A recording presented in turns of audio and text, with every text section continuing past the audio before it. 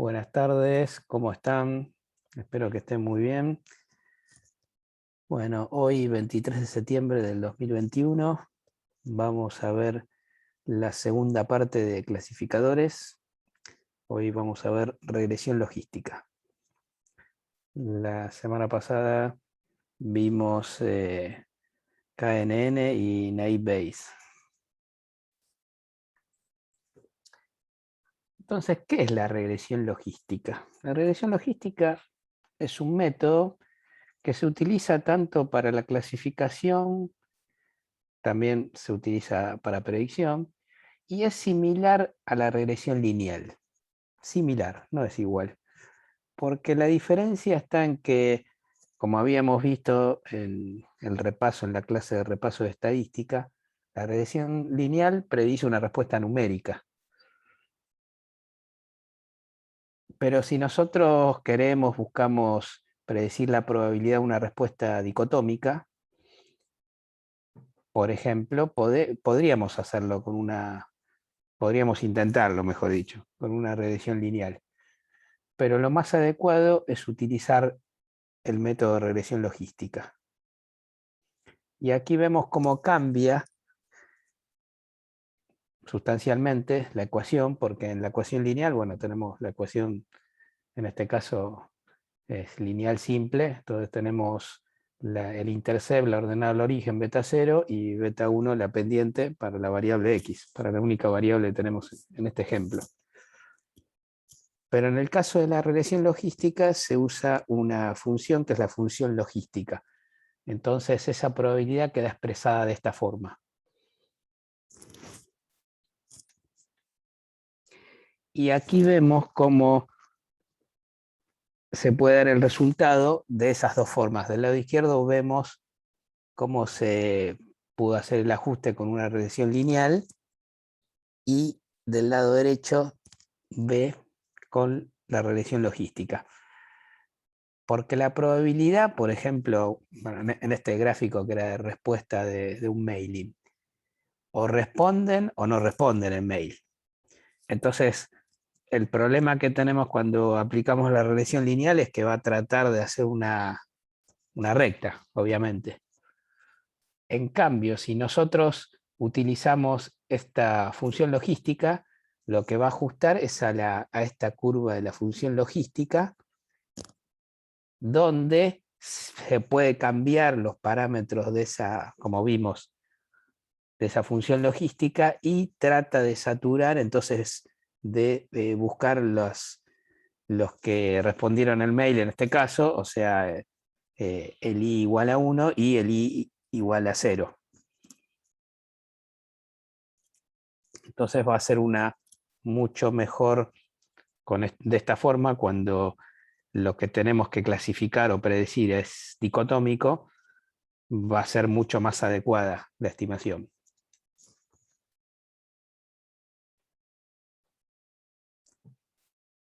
Entonces se llama eso función logística. Por otro lado, tenemos lo que se denomina odds ratio, o también odds, que sería la probabilidad de que, por ejemplo, un evento ocurra con respecto a que no ocurra, ¿sí? Como un ratio, justamente. Y lo podemos definir de esta forma: en el numerador que ocurra y en el denominador que no ocurra. Esa razón, ese ratio de probabilidades nos da el odds ratio, que se utiliza, vamos a ver, como una forma de interpretar la influencia que tiene un atributo sobre la clase. O sea, estamos hablando con terminología de aprendizaje de máquina, porque también esto mismo, si usamos una metodología más del tipo estadístico, sería la de un predictor con respecto a un outcome, por ejemplo, o a una variable dependiente, por ejemplo.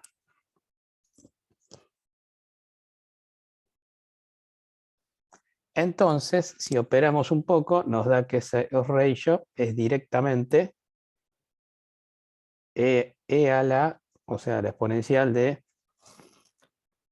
beta 0 en nuestro caso, más beta 1 por x. Y eso, si hacemos el logaritmo, tenemos la función logit.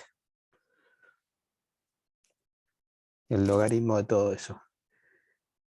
Entonces, lo que hace realmente la mayoría de las implementaciones de la regresión logística, como la que vamos a ver dentro de un rato, es en realidad lo que hace es ajustar a la logit. Entonces, si nosotros queremos obtener para cada coeficiente el odds ratio, tenemos que hacer un e al coeficiente y vamos a obtener el odds ratio.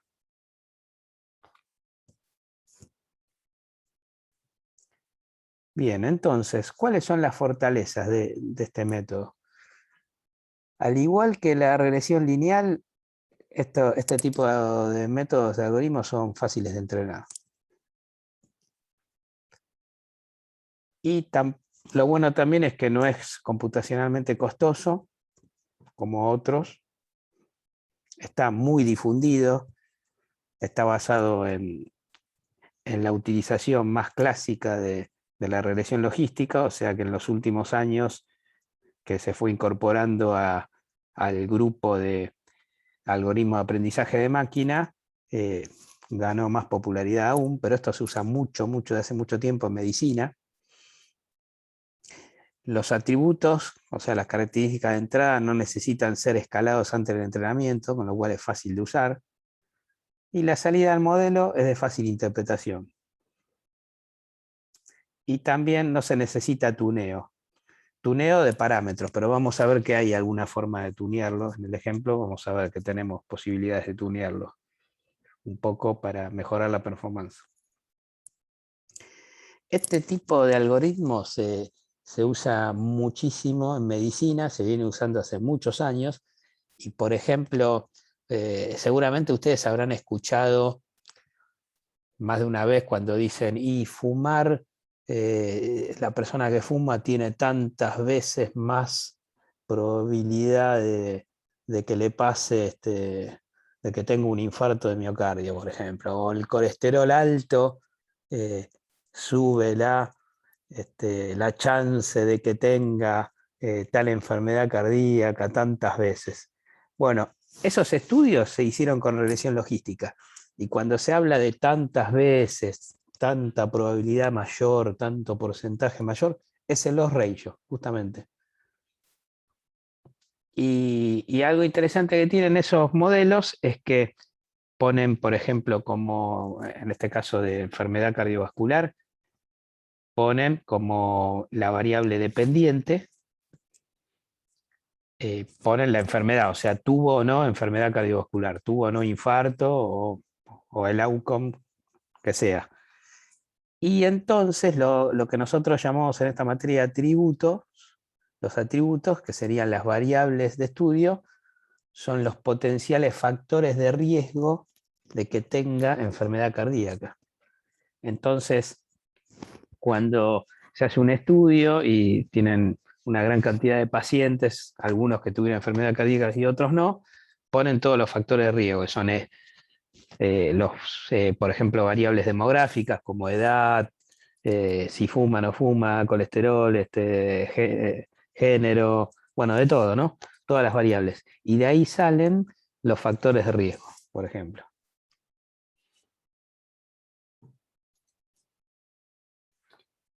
Y entre las debilidades que podemos decir que bueno, esta regresión logística tiende a perder performance cuando hay muchos atributos que no son lineales.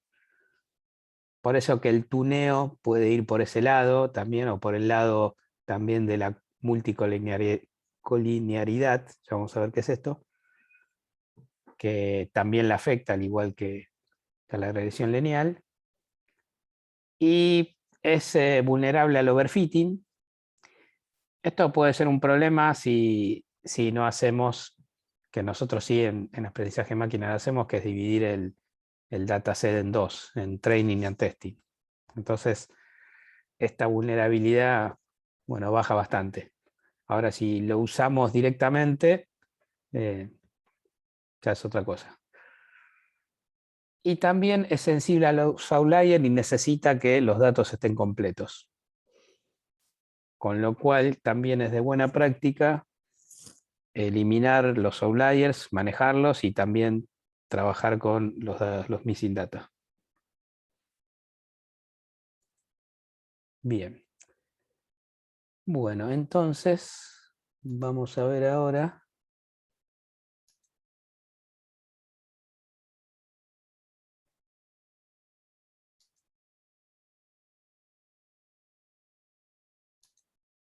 Vamos a ver.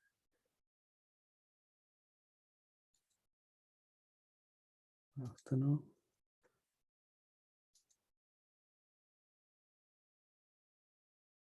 Ahí está. Bueno, vamos a ver esto. Este es el notebook que les armé para hoy. No sé si lo pudieron bajar del campus.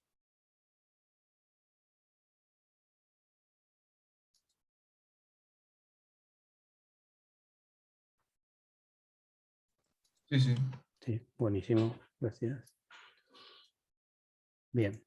Entonces, vamos a hacer un pequeño repaso de cuando en la clase, valga la redundancia, en la clase de repaso estadístico que tuvimos, el último tema que vimos fue justamente regresión logística.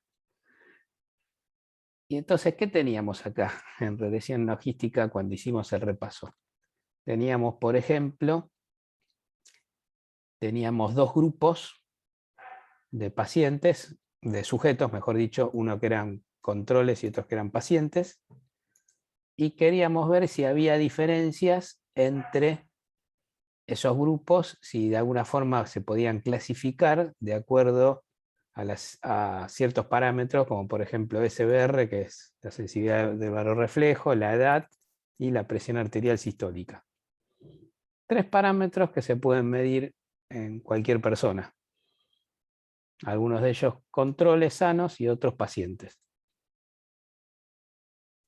Entonces, una forma para hacerlo, hay otras, por supuesto, pero lo que más se utiliza, si usamos lenguaje R, es GLM, que es el General Linear Model, donde nosotros le decimos que utilice la familia binomial. Entonces, de esta forma, le estamos diciendo que queremos hacer una regresión logística. Si no, otras familias son otro tipo de regresiones. O sea, esta misma función se puede usar, de hecho lo habíamos hecho. Bueno, acá lo hicimos como linear model, pero se puede usar para modelos lineales. Y entonces entrenamos el modelo con nuestros datos. ¿Y qué nos da? Nos da estos coeficientes. Y estos coeficientes, lo que tenemos aquí es, por un lado, el intercept, por otro lado, como cualquier regresión, por otro lado tenemos los coeficientes para cada una de las variables. Y algo muy importante es la probabilidad, la última columna, porque hace una prueba de hipótesis para cada uno de los coeficientes. Y la prueba de hipótesis, en este caso, la hipótesis nula, es que el coeficiente es igual a 0. ¿Por qué sería que sea igual a 0? Porque si es igual a 0, quiere decir que no tiene ningún efecto. Entonces, en otras palabras, quiere decir que ese coeficiente no influye en la variable dependiente, en este caso en poder clasificar o predecir si es control o es paciente. ¿Sí? Entonces aquí vemos que el único que dio con una probabilidad menor que 0.05, ¿se acuerdan cómo era la prueba de hipótesis? Que esta es la probabilidad de que nosotros cometamos un error al rechazar la hipótesis nula de que es igual a 0. Entonces el único que dio que dio menor que 0.05, o sea que la probabilidad de equivocarnos es bajísima, entonces la rechazamos, la hipótesis nula, es SBR. Tanto la edad como la presión arterial sistólica dieron P muy altas, entonces quiere decir que son iguales a cero. Esto, es como si fueran cero, o sea, en otras palabras no influyen. ¿Sí? ¿Se ve la idea? Entonces, lo que tenemos aquí, estos coeficientes, para nosotros poder calcular el odds ratio, tenemos que hacer E elevado a ese coeficiente. Entonces, si hacemos una cuenta, ahora voy a sacar mi calculadora. Hacemos exponencial de 2.8182 y nos da 16. Entonces, ¿esto qué nos dice? Que hay como una chance de que por cada valor, cada punto de SBR o cada unidad de SBR que aumente, son como 16 veces más, aumenta la chance de que sea del control. O sea, mayor sensibilidad barro reflejo, más sano es. Esa sería la interpretación. Y entonces yo les pregunto, en el caso de la edad y paz, y presión arterial sistólica, que son valores que, como vimos por la P de la prueba de hipótesis, no podemos decir que son distintas de cero, son cero. ¿Cuántos serían los ratios si valen cero?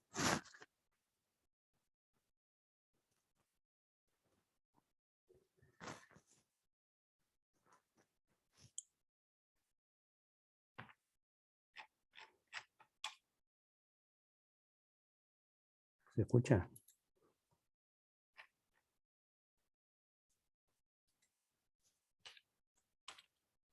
Sí se escucha. Sí. ¿Cuánto sería los ratios si el coeficiente vale cero? Es E al coeficiente. E elevado al coeficiente.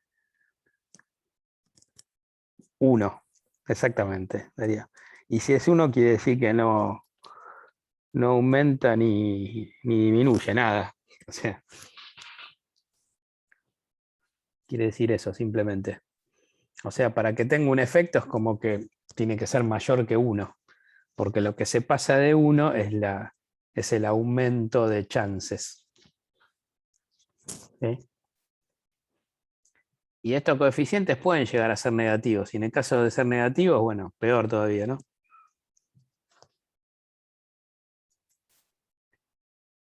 Bien. Entonces ahora vamos a ver el ejemplo de la clase de hoy. El ejemplo de la clase de hoy también lo sacamos del mismo libro que venimos utilizando, que es el libro Practical Machine Learning in R de Nwanganga y Chaple. Y vamos a ver dos ejemplos hoy.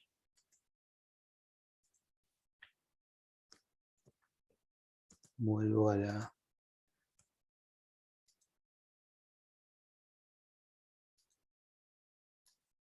Vamos a ver dos ejemplos hoy, que están en el capítulo 5. Primero el de Income Prediction y luego el Prospecting for Potential Donors.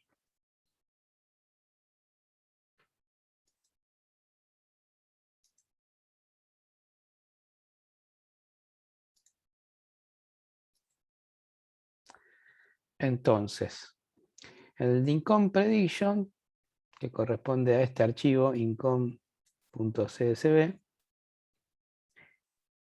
la idea es poder predecir el income de acuerdo a una cantidad de atributos, que son estos, que son la edad, por ejemplo, se hizo como una encuesta, También la clasificación del tipo de trabajo, por ejemplo, si trabaja para el sector privado, para el gobierno, etcétera. El nivel educativo, el más alto que logró cada persona, los años, ¿sí?, de educación que tuvo esa persona, el estado civil, ¿sí?, la ocupación, por ejemplo, ¿sí?, y algunas cosas más. También está las horas que trabaja y, muy importante también, el país de donde es nativo. Y finalmente tenemos la variable income, que para nosotros es la clase. O sea, todos los demás son los atributos. Porque lo que nosotros queremos clasificar es a partir del income como clase. Entonces, lo primero que hacemos es leemos el archivo y lo exploramos un poco con la función glimpse.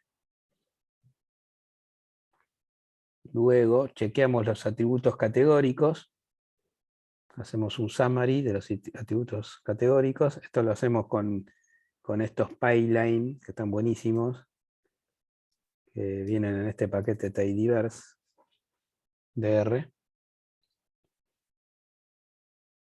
Y después vemos que hay algunos atributos categóricos que tienen más de 6 categorías, como clasificación del trabajo, nivel educativo, ocupación y país de donde es nativo. Y como esta base de datos que sacamos de este libro está buenísima, pero hay que trabajarla un poco. Porque, por ejemplo, tiene en Native Country y en ocupación, y también en Work Classification, en esas 3 variables, pusieron un signo de interrogación y nosotros en realidad queremos reemplazarlo por otra cosa. Porque eso no está muy bueno. Por lo menos unknown, como quiere decir. Entonces lo hacemos y luego lo verificamos mirando la tabla. Y ahora lo próximo que hacemos es, como esa variable que nosotros vamos a usar como clase, income, está puesta en realidad como 2 categorías, por ejemplo, un income menor o igual que 50K y otro mayor que 50K, lo sustituimos por 0 y por 1 para hacer la dicotómica directamente. Y luego lo verificamos haciendo un summary. ¿Estamos bien hasta ahí? ¿Alguna pregunta? O sea, lo único que hicimos hasta ahora fue levantar el archivo y trabajarlo un poco, hacer un poco de curación de los datos para ir preparándolos, para empezar a aplicar el modelo de regresión logística. Yo tengo una consulta, no sé si lo dijiste o me lo salté. A ver, sí. Sobre la regresión logística, o sea, lo que estamos haciendo ahora, ¿solamente sirve para clasificar o sea, binariamente, o sea, Sí, 1 y 0? sí, sí. No sirve si yo tengo más clases, Hay tengo que una tampoco. forma de hacerlo. Yo nunca lo hice, siempre la usé con dicotomía, y creo que la gran mayoría de como aparece en todos lados es dicotómica, pero Ujú. justamente en este libro que estamos usando, habla de una forma de extenderlo a multiclase. Ok, Pero mismo en el perfecto. libro dice que no se usa mucho, pero hay una forma. Ok, perfecto. Dale, eso, Después te gracias. paso la página donde está. Dale, buenísimo. Pero la gran mayoría de las aplicaciones es para un AUCON dicotómico. Perfecto. Gracias. De nada. Bien. Entonces, llegamos a este punto y ahora la gran diferencia con lo que hicimos, más allá de que era un ejemplo muy chiquito, con lo que hicimos cuando hicimos el repaso de estadística, que ahora nosotros lo queremos usar de la forma que se usa en aprendizaje de máquina. O sea que lo que vamos a hacer es dividir el dataset, como dice aquí, en una parte de entrenamiento y una parte de testing, por ejemplo, un 75%, como vimos en una clase anterior, que ese es un porcentaje muy utilizado, 75% para entrenamiento y quedaría 25% para testing. Y estos valores están entre 70 y 80 aproximadamente, la mayoría de las. Por eso 75 es muy razonable. O sea, 0,75. Y para eso utilizamos la función sample, que está disponible en R, y siempre es recomendable, como la función sample hace un sampling para dividir el dataset original en las dos partes que le pedimos. Como lo hace aleatoriamente, siempre es de buena práctica hacer, por ejemplo, determinar el seed de los números del generador de números aleatorios. Determinarlo siempre de la misma forma. De esta forma, en realidad no va a ser aleatorio, o lo va a ser, pero siempre de la misma forma.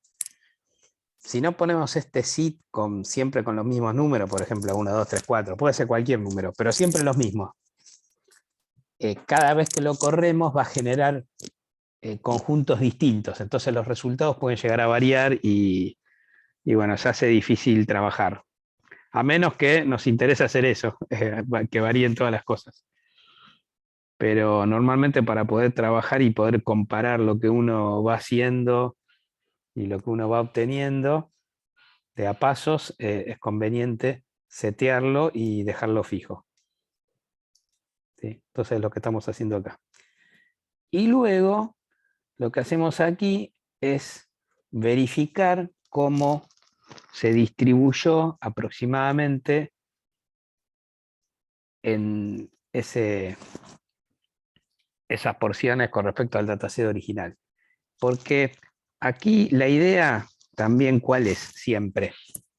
La idea siempre es que cada una de esas dos divisiones que tenemos del dataset original sean representativas del total. O sea, que si nosotros tenemos, por ejemplo, en el income tenemos, por ejemplo, un porcentaje de unos y un porcentaje de ceros en el total del dataset, aproximadamente ese mismo porcentaje tendríamos que seguir teniéndolo en el training y en el testing. Porque si queda desbalanceado, si tenemos, por ejemplo, si queda mucho income 1 en el training y después en el testing queda poco porcentaje, baja proporción de income 1, no va a ser representativo el entrenamiento de lo que después va a ser el testing. ¿Se ve la idea? Entonces lo mejor es tratar de que sea lo más balanceado posible. Y nosotros podemos verificarlo, como dice acá, como estamos haciendo acá, pero también podemos hacer algo más, que es balancearlo. Y hay una función, se llama SMOTE, que está en este paquete de R, en el DMWR. Este paquete de R, hoy cuando estaba terminando de armar este ejemplo, tuve que instalarlo casi manualmente, porque en la versión que tengo de R ya no está más este paquete. Entonces tuve que bajarlo y, o sea, no está más en el CRAN para hacerlo automáticamente para la versión de R que tengo, que creo que es la más nueva, pues yo lo mantengo actualizado.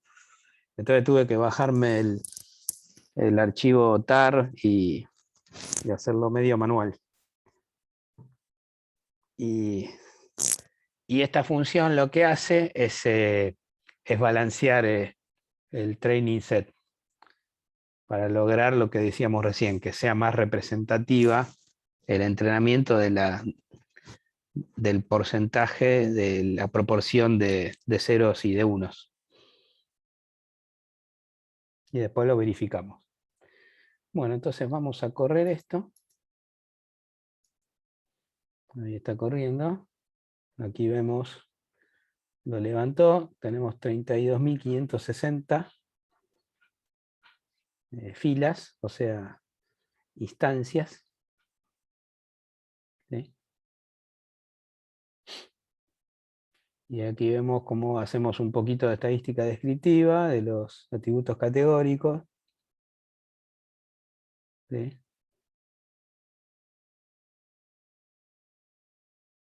Aquí tenemos la proporción en el income. No sé si se ve el mouse, estoy moviendo el mouse. ¿Se ve? Se ve, se ve. Gracias. Aquí tenemos en el income, por ejemplo, que tenemos para menos de 50K, menor o igual de 50K, la mayor proporción. Income, mayor proporción de income bajo que de income alto. Y después tenemos varios atributos que tienen más de 6 categorías. Por ejemplo.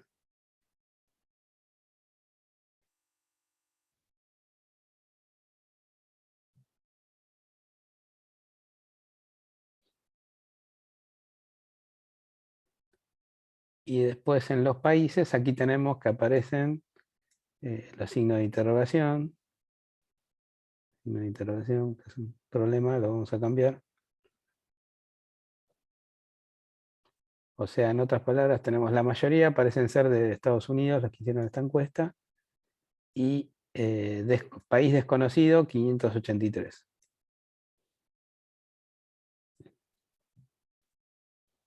Entonces, después que trabajamos esos, como vimos, que lo reemplazamos por unknown, entonces ahora quedó con unknown, como podemos ver. Luego aplicamos la recodificación 0 y 1 para low income y high income. Y aquí vemos cómo se refleja eso al dividir el dataset. El total del dataset tenemos que low income es 75.92% y high income 24.08%. Y aquí lo tenemos para el training y testing. ¿Sí? Y luego balanceamos solamente el training test, que de esta forma, esta es una estrategia, o sea, no quiere decir que hay que hacerlo siempre, pero en este libro optaron por esto, por esta estrategia de balancearlo para forzarlo a que cambie la relación, a que se haga 50 y 50. Esto es discutible. Es discutible porque yo la verdad no lo hubiera hecho así, pero bueno, lo dejé, respeté al autor del libro, que está muy bueno. El libro, la verdad que me gusta mucho, está muy bueno, es moderno, es del año 2020. Me gusta por la forma que está escrito. Se lo recomiendo que lo lean como lectura de lo que, porque lo que vemos en clase obviamente es una parte, ¿no? Si ustedes quieren estudiarlo bien, les recomiendo que lo lean este libro. Y está muy bueno, pero yo no estoy tan de acuerdo con lo que hizo acá. ¿Y por qué no estoy tan de acuerdo? Porque aquí están forzando, los autores están forzando a una proporción igual de income, de low income y high income, cuando en el total de la encuesta no fue así. Entonces es un entrenamiento tratando de darle el mismo peso a las dos clases. Y después en el testing no lo hace, porque el testing es lo que es. ¿Sí? Pero bueno, nada, es una observación nada más, como para que lo tengan en cuenta, porque esto también ustedes cuando usen esto con sus datos en los problemas que vean, probablemente estén ante una situación similar, entonces pueden tomar una decisión de hacerlo directamente o balancearlo. Nada, hay que verlo. Cada caso es único. Por eso tampoco podemos, yo digo que está mal, ¿viste? Ni ahí, ¿no? No le diría nunca que está mal lo que hicieron. Simplemente que, no sé, yo hubiese intentado otra cosa, pero todo bien. Entonces, una vez que tenemos armado o sea, leímos el archivo, lo curamos, armamos los subsets de training y testing, y ahora quedó balanceado el training, ahora sí podemos construir el modelo. ¿Sí? Entonces, para construir el modelo, bueno, usamos esa función, y aquí lo que hacemos es lo siguiente. Dejamos todo lo que es factores.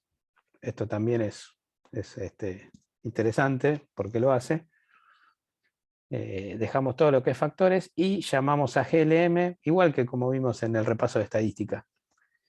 Y le decimos en la fórmula que queremos clasificar el income, y este punto significa que use todas las variables. Todas las variables que queda el dataset, ¿no? Y family binomial para que sea regresión logística. Luego hacemos un summary para ver cómo dio, para ver los coeficientes. Entonces después de esto quedó entrenado, y ahora vamos a evaluar la performance. Y la forma de evaluar la performance es con la función predict y utilizando el subset de testing. ¿Sí? Entonces lo hacemos y vemos los primeros de este vector que tenemos en la salida, los primeros elementos.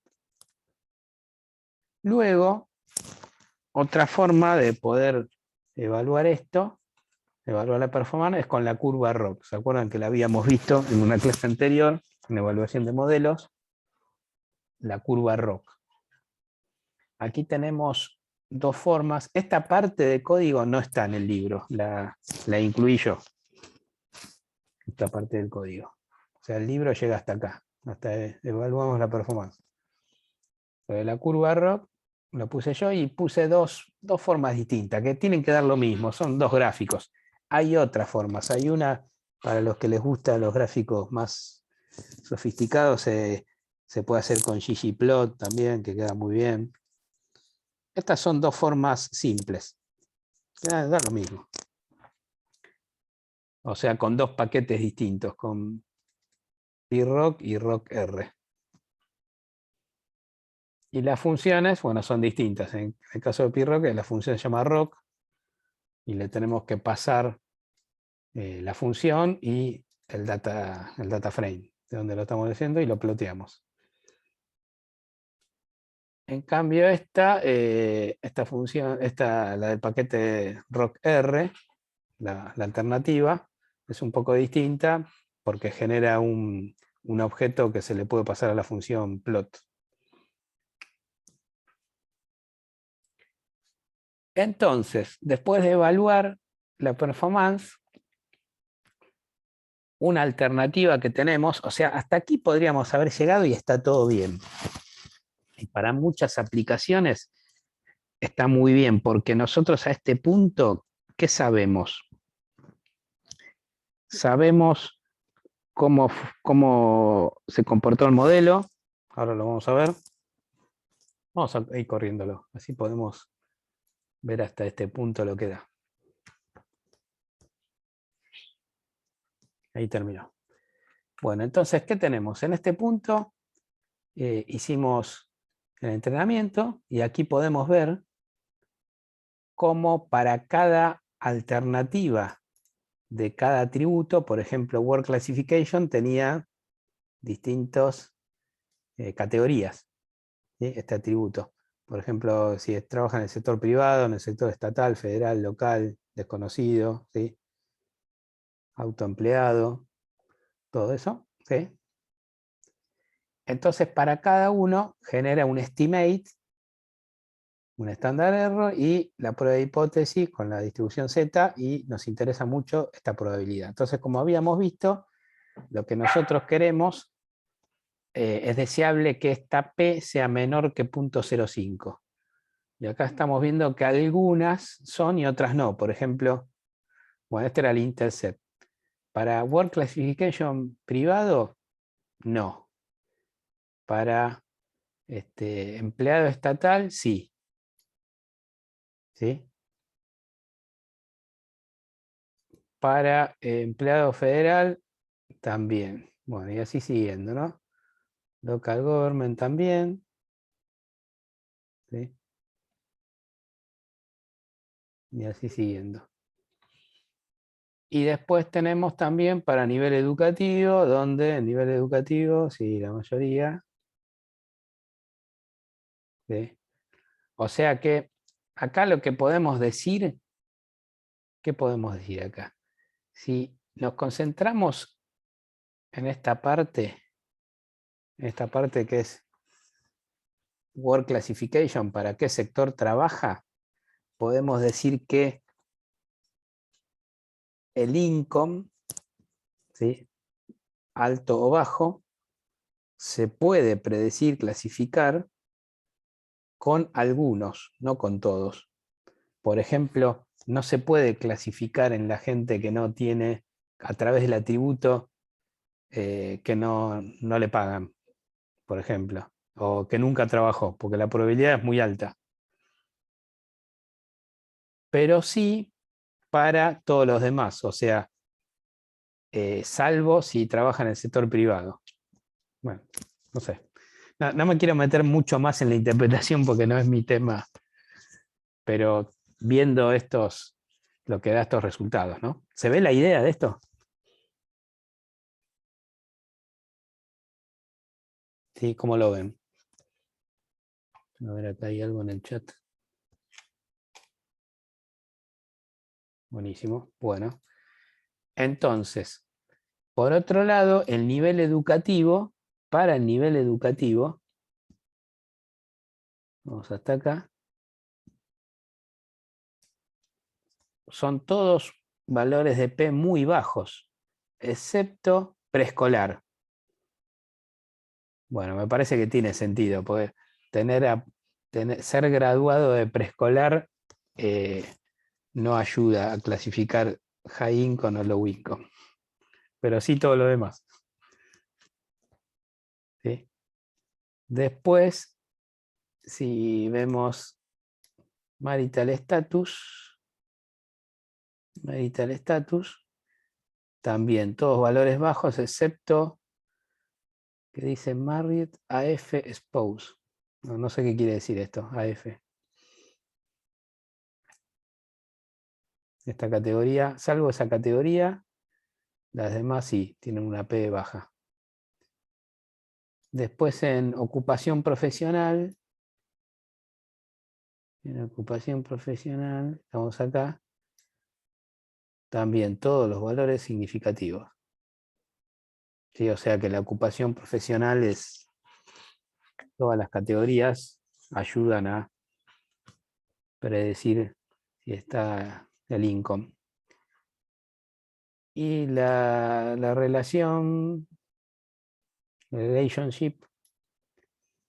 como está, si está también en todos los casos. Después la etnia, también. Después el género, también. Y después con respecto al país, tenemos un mix acá, porque hay algunos países que sí, por ejemplo India, por ejemplo México, ¿sí? Pero hay otros que definitivamente no, como por ejemplo Cuba, ¿sí? Puerto Rico, Honduras, Canadá y Alemania tampoco, Irán sí.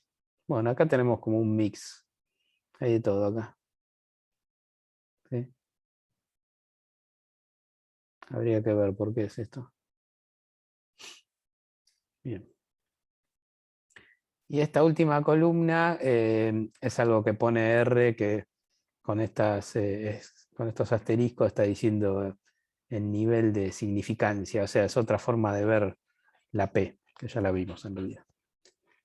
Bueno, entonces esta es la forma de trabajar esto. Y después tenemos una métrica que se utiliza mucho en análisis de regresión, que es el AIC. El AIC es el Akaike Information Criterion. Y la idea ¿cuál es? Es que con el AIC podemos hacer comparación entre distintos modelos. Por ejemplo, si nosotros a partir de este mismo dataset, nosotros sacamos y ponemos atributos, cada vez que hacemos eso, generamos un nuevo modelo.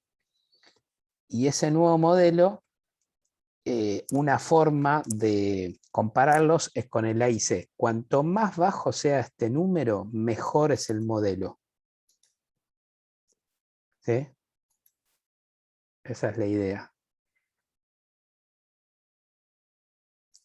Entonces, nos podría servir y sería una especie de tuneo, pero no como el que vimos en una clase anterior donde nosotros cambiábamos el parámetro. Por acá no hay forma de cambiar ningún parámetro en la regresión logística. A lo sumo lo que podemos hacer es incluir o excluir atributos. ¿Sí?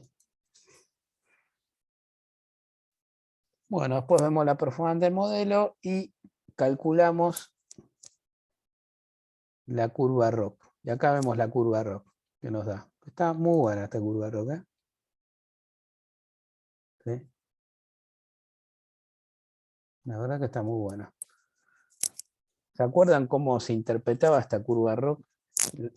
Idealmente tendría que haber dado así.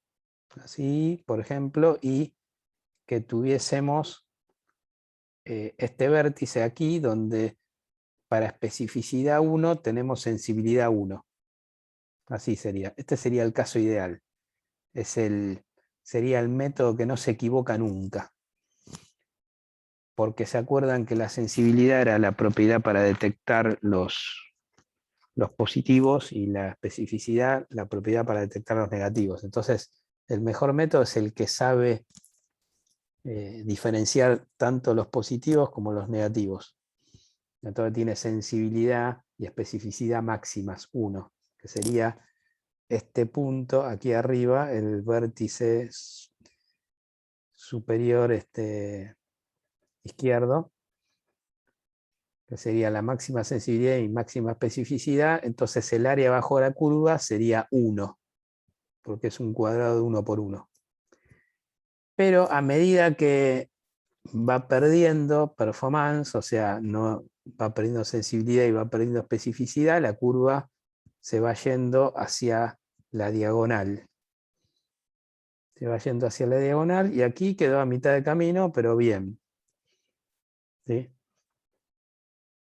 Entonces, si la curva llega a estar sobre esta diagonal o por debajo, el método no sirve directamente, porque es lo mismo, como se dice, es lo mismo que utilizar una moneda, que en lugar de hacer cualquier cálculo decís, y viene esta persona que es de tal país, tiene tal edad y qué sé yo, tiene todos los atributos.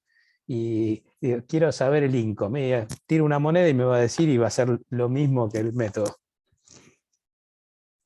Eso si el área bajo la curva es menor o igual a 0,5. O sea, lo que nos interesa siempre es que los modelos, este tipo de curva ROC lo vamos a utilizar en otros modelos de aprendizaje de máquina. Porque también está bueno para poder comparar distintos modelos de distintos métodos, además.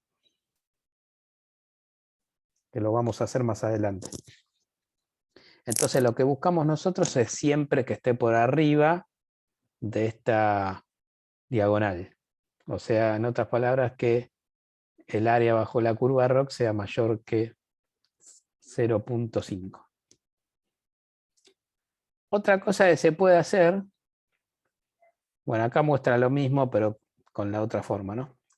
Otra cosa que se puede hacer, que lo propone en este libro también, es obtener un valor de corte nuevo,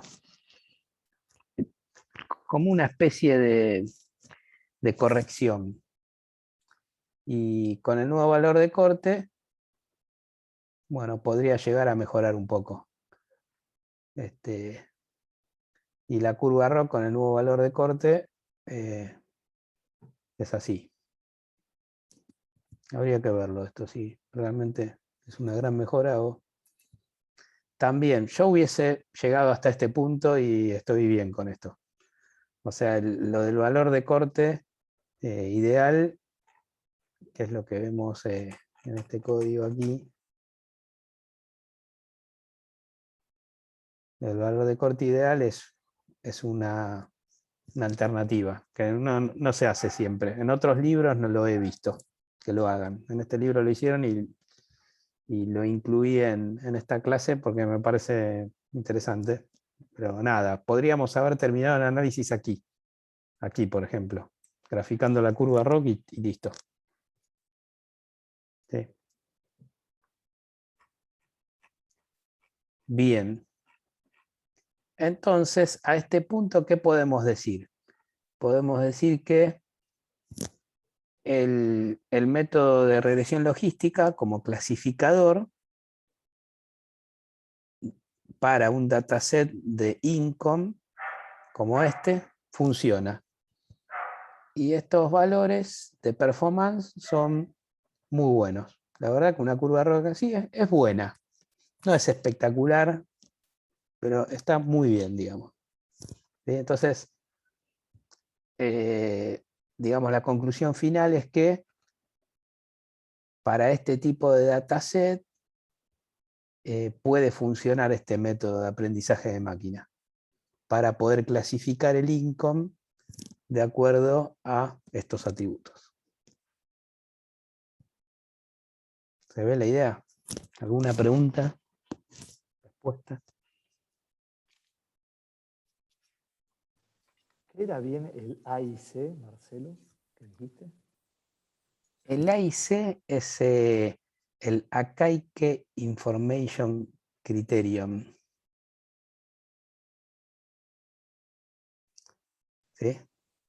Sí, y vos decís que servía para comparar distintos modelos cuando vos le cambiás Claro, cuando vos un cambiás algo, hiperparámetro. sí, le cambiás, por ejemplo, le sacás o le pones atributos, en nuestro caso, va a tener otro AIC. Entonces, con eso podés llegar a compararlos.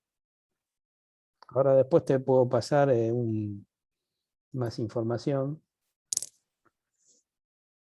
A ver, ahora les paso. Hay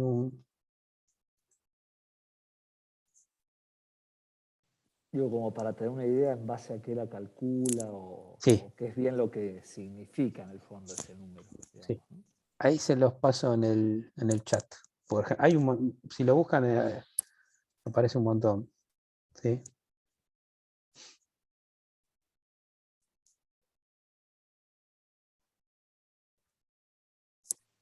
Gracias. De nada. Bueno, bien. Bueno, entonces, ¿alguna otra pregunta, respuesta?